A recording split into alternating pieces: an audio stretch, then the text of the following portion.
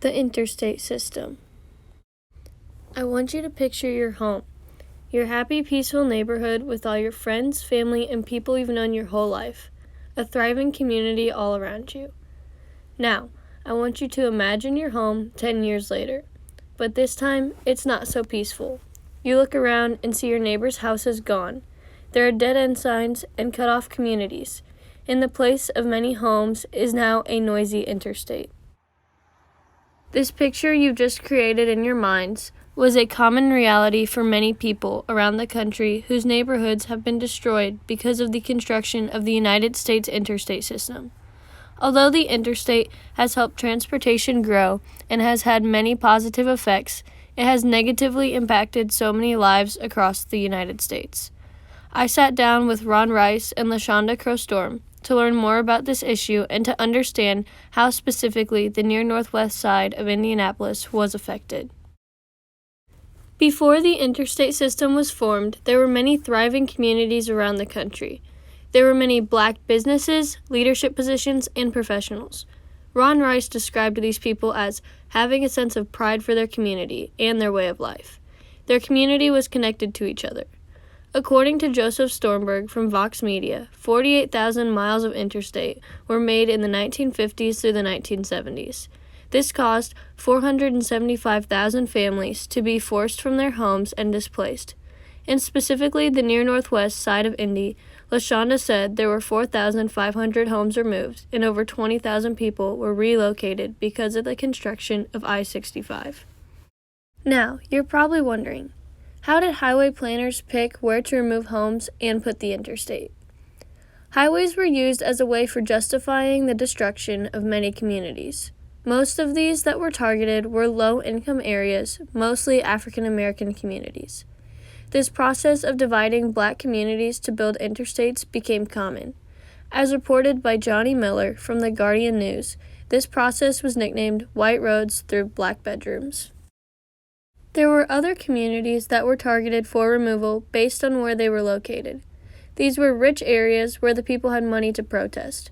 This is the reason their neighborhoods were saved. The construction of the interstate system did more than just remove houses from communities. It devastated these areas. One problem branched into many problems over time. The interstate gutted communities and disconnected them. A street that used to be connected is now torn into two with dead ends where the interstate passes through. LaShonda explained how businesses were forced to close, traffic was redirected, communities were isolated, and school systems declined. The property value of the area also declined because the area became known as unattractive. The biggest issue that the interstate caused was the people of the community lost their hope and felt powerless. They felt their voices weren't heard, and this has resulted in anger, which has caused many to stop participating in the community. LaShonda compared the issues the interstate has caused to the Pixar movie Cars. When Route 66 was built through the fictional town of Radiator Springs, it rerouted traffic, which caused many parts of the town to decline. According to Ron Rice, the interstate today is now symbolic of the depression that minority neighborhoods have felt for years. The interstate did more than divide the neighborhood. It divided the people internally. This now brings me to my research question. Now that I have learned more about the history of this issue and what it has caused, what can still be done to combat these issues? Despite the hardships that interstates have caused, many areas have made efforts to bring their communities back together. Communities around the country have tried different projects attempting to combat the issues caused by the interstate. Martha Moore reported that in some states, such as Texas, Pennsylvania, Minnesota, and Georgia, highways are being moved underground. They are then planning on putting parks on top in place of the busy highways. Places in Massachusetts and Alabama have done things such as painting or putting LED lights underneath underpasses.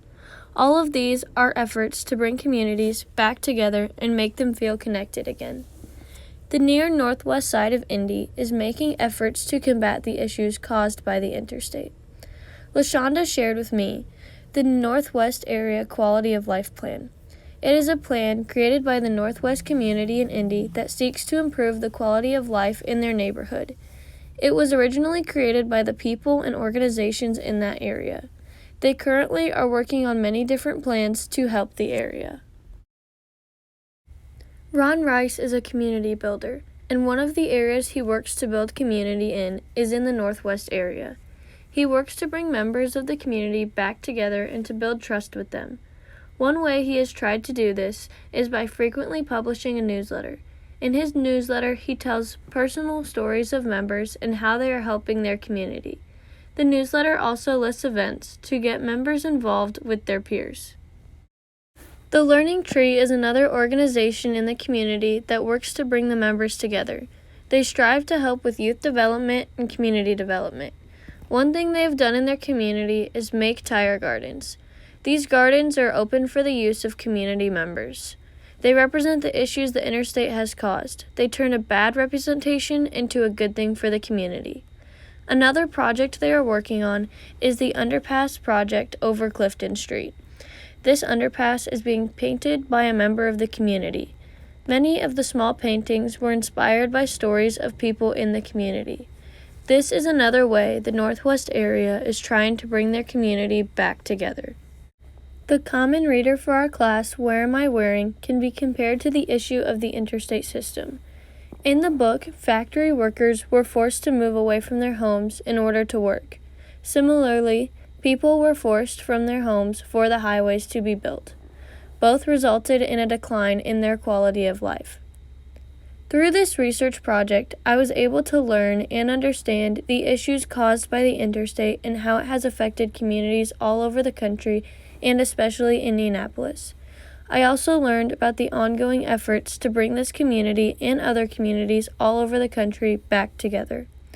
If you are wondering what you can do to help, or what others can do, remember this one thing Ron Rice says. It's not what you could do, it's what love could do.